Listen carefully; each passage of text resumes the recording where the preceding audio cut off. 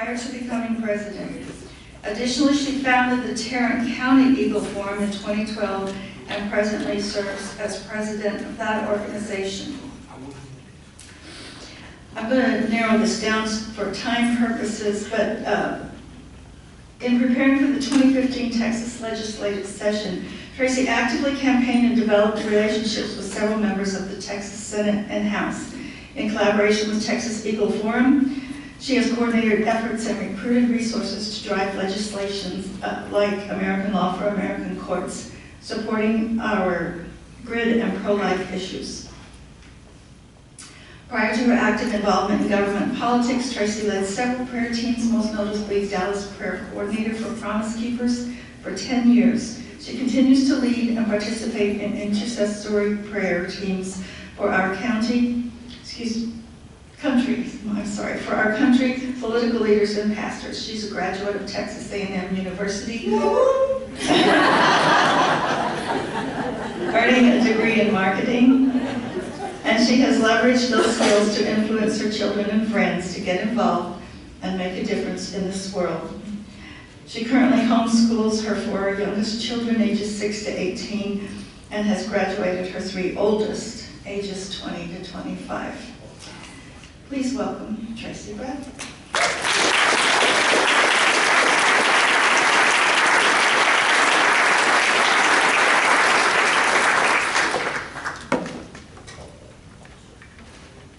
Good evening. It is such a blessing and an honor to be here. Y'all all do such great work, so I'd like you to take a moment and give yourself a hand.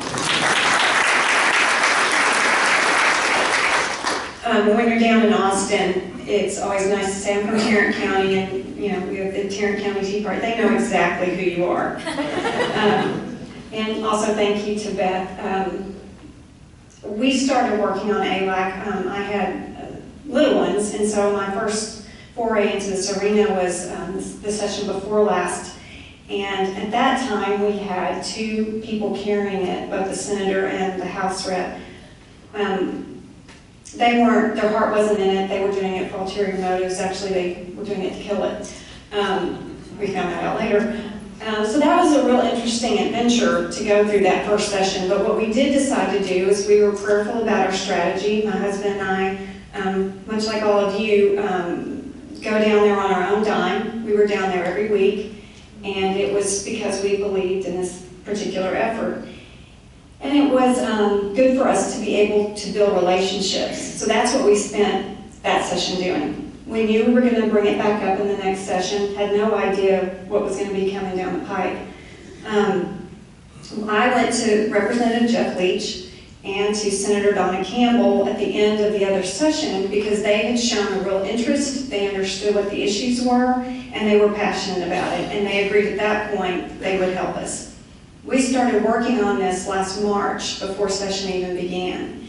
And we started meeting. One of the things we realized we wanted to present this, it is from a family law point of view, is about 80 to 85% of the issues and the cases that we found had to do with family law.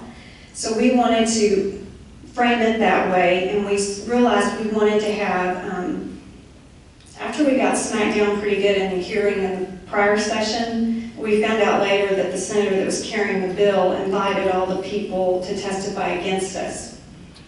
So we learned a good lesson there.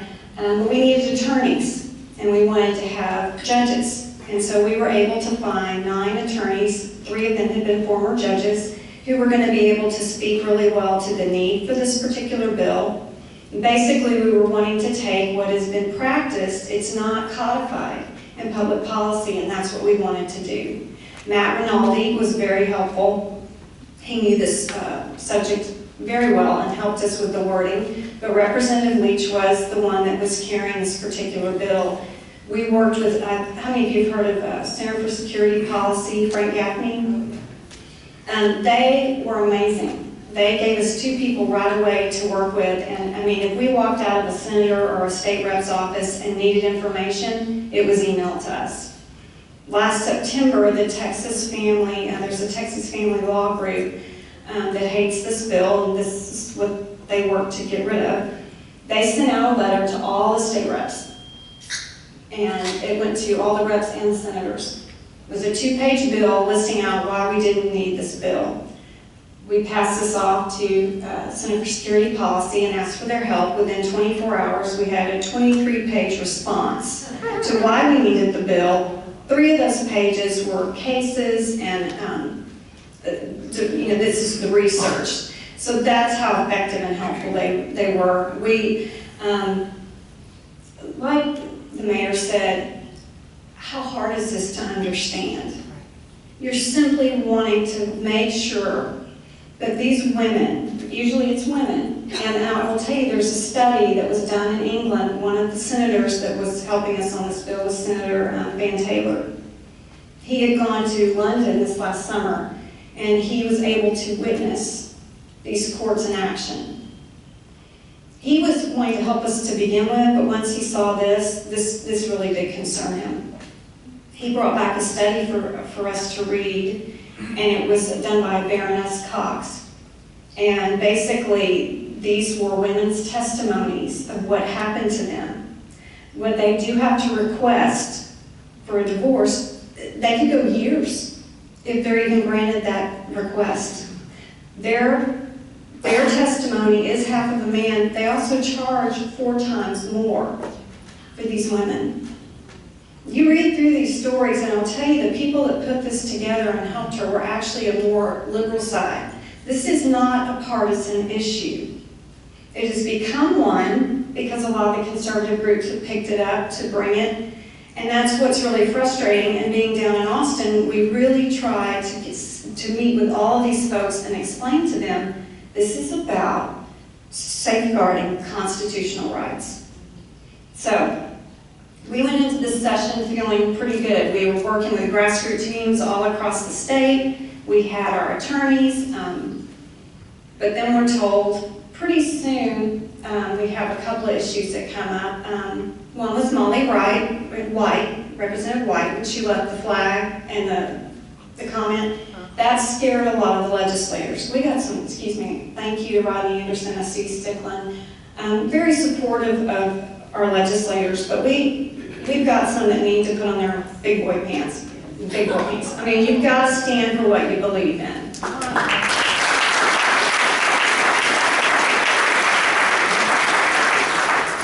We would get texts from Representative Leach, and he'd be like, okay, I need you to light the phones. And I'm like, no, I'm going to call Mary. I'm like, Mary, do we need to light the phones now, or is he just frustrated? Because so much of this feedback was, you're never going to get this passed. He was told, you voted for Strauss's, he voted for Scott Turner, and basically he was told, this will kill your bill. I said, Jeff, you've got to do what you need to do. We're not going to worry about this. We're going to pray. We're going to follow our strategy. Honestly, when you see that bill got in a good committee, that hearing, we had the 9 attorneys, we had 3 family law attorneys show up that we did not know and asked to testify for us because they were working on cases currently in Travis County that directly applied to ALAC. We had, Ken Sheets was on that committee. He was very helpful. What was interesting was we should have been able to just have the vote right then and move on, but a certain Representative Clardy decided that he was not going to help out. So we were having to work some of the Democrats. But what we did do is we broke down, every time we went through a committee, we would go and find the county chairs in that committee, the Tea Party leaders, thank y'all, and anybody that we could get to press them from their district. And I know with Clardy, that made a big difference because we hit every group we could think of. We tapped our friends who we knew there, and it took 2 weeks for him to come around. That's too long. When you have 5 months to get through a session, that's too long. We did have 2 Democrats, I do want to say, Representative Raymond and Sophronia Thompson, and they voted for the bill not once out of committee, but twice. And she, at the end of this, is very concerned about what is happening with women's rights. And I knew if we could get to her, because we worked with her with human trafficking, I knew that she would be a good one to get started. So we're making a little bit of headway. All that to say, we've got the calendars. If y'all know anything about being in Austin, you know anything about calendars, you know that the king of calendars, it's up to him that the bill gets out. We went down there every week. We were meeting with every person on that committee, and we were told by Representative Riddle, remember her name, and Representative Harless, and Representative Cook, remember those names, they would vote for it. Well, sure. Okay, so the House, they voted for it at 10 o'clock. I think it was right after when it wouldn't matter anymore. Okay, so now we're working the Senate side. So we're on the Senate side, we're doing pretty good, but then we find out state affairs. We have a problem. We have a chair on state affairs who says, I won't pass the marriage bill out of state affairs, I won't pass the pastor's bill out of state affairs, which she did, and I won't pass ALAC out of state affairs, which she did. But I will tell you what had to happen. Prayer. We mobilized 12,000 phone calls in less than 24 hours to her and to Lieutenant Governor Dan Patrick. And we sent Lieutenant Governor Dan Patrick our notes from when we vetted him and he approved them, and he said, I don't see why this won't pass, there's no reason for it not to, it will be on our list.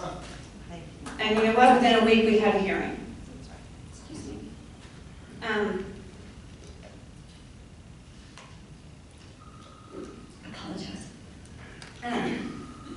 The hearing, again, what's very frustrating to me is you sign a piece of paper. How many of you testified? You sign a piece of paper that says you swear to what you're saying is true. I'm terrified because I respect this whole process, and I'm like, okay, I'm telling them 80 to 85% of these cases are this, and did I have the guy's name right? And I would sit there and listen to people come up and testify and lie their butts off. Excuse me. And I'm sitting here, my husband's like, breathe, breathe. And I'm like, that's not true. This is not true. And it was so frustrating, but we learned. And I will tell you, when we were in the Senate hearing, Senator Campbell, I was sitting right across from when we got called up. And one of the reasons we are struggling with ALAC is a lobbyist named Steve Breslin. And if you've never met him, good for you. And we get called up to testify, and it's me and this woman. Y'all, hopefully you'll get to have her come speak at some point, Julie. I'm not trying to direct her. But her name is Karen Lugo. She's an attorney. She has been a fabulous help to us. And she is going to spend the next 2 years without pay. All these people have done this without pay. We had the undersecretary, or the former undersecretary of the Department of Defense, Joe Schmitz, helping us, not getting paid. He flew down here and invited us to a meeting to get to talk about ALAC. We had Frank Gaffney and Peter Pry. They came down for us on the grid, but they were down here also to help. I mean, people see the seriousness of this and the importance to get it done. And I will tell you, to go through all this and get through the Senate, and to see this man sitting over here who has over $1 million worth of contracts for lobbying for this last session, and to hear him not give the truth, and Campbell looked at him, and there's a case that he didn't think she would know about, and we prepped her before going on there out during the weekend. It was down in Houston where they had applied Pakistani law to a Texas citizen, and she lost out big time. He tells the story, but he leaves out the fact she's a Texas citizen. He and Donna Campbell get into it, and it was so fun to watch. And she just finally said, she was a Texas citizen, we're done. And that was the end of his testimony. Then it was me. And I have to tell you, watching these people come up to testify, and then telling Donna Campbell it's a waste of time, I can assure you, when you've got so many attorneys, we have had constitutional attorneys, these guys came from Harvard, Stanford, and they're telling us, this is important, this is valid, you are trying to codify something, that's the legislature's role. It's a tool to help these judges. And what you don't want to tell me, as a mother of 7 who is going down there every week, spending their own money, having your kids give up sports or whatever it is to do this because it's important, don't tell me it's a waste of time. And don't tell me we don't need it till you've studied and you know what's going on. And there are cases, and from when they did Center for Security Policy, did the study, the first time in, I believe, 2007, there were 74 cases. They did it again last year, it was up to 144. That may not seem like a lot. Those are appellate level cases. We don't know what's happening down here to get to the appellate level. But when you see that some of these cases, like the one in New Jersey, where the woman was being beaten and raped, and the judge ruled in favor of the man, that this was part of their religious following. He did get overturned, but then Chris Christie decided, oh, let's give him a different job. We're going to put him on the Supreme Court. So please know there's a lot more going on here, and I want to add something. This whole having a background in racial reconciliation. We had a young man come and stay at our home that was from a Muslim family, and his grandparents asked us to keep him, and they knew we were Christians. Because they knew we cared about who he was as a person, and that we would take care of him when they were going through something and had to leave town. And we just had our 7th child. So we're adding an 8th kid into the family. But it was important because we care about people, and that is one of the things that makes this country so precious. And it's very frustrating for people to want to stick their head in the sand and think this is not an issue. And I will be damned if I'm going to stand by and watch that happen for my children. Amen.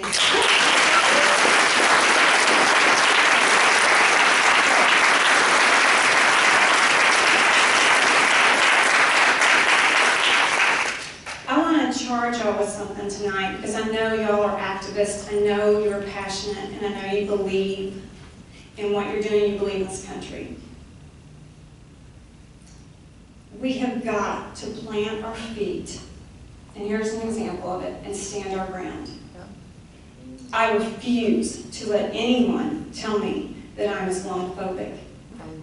I love people, and I love my country, and I want everyone to be able to be guaranteed those constitutional rights. And we've got to stand on that.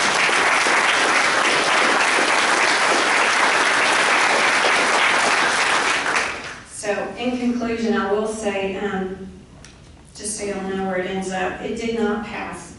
We got it all the way through the Senate, back over, it was fast-tracked, got into the House, even got put into committee, got into calendars, where Debbie Riddle, who was a co-sponsor and actually wanted to carry the bill last session, didn't vote for it. And Pat Harless and Byron Cook. But I will let y'all know this. Debbie Riddle's life is miserable right now. The phones are still ringing. They have people working on her all the way to the primary. There's a whole team of them. And the day after all this happened, she actually went to Representative Leach and asked if he would write a letter to her district saying we had a bad bill and that she would help next time. He said no.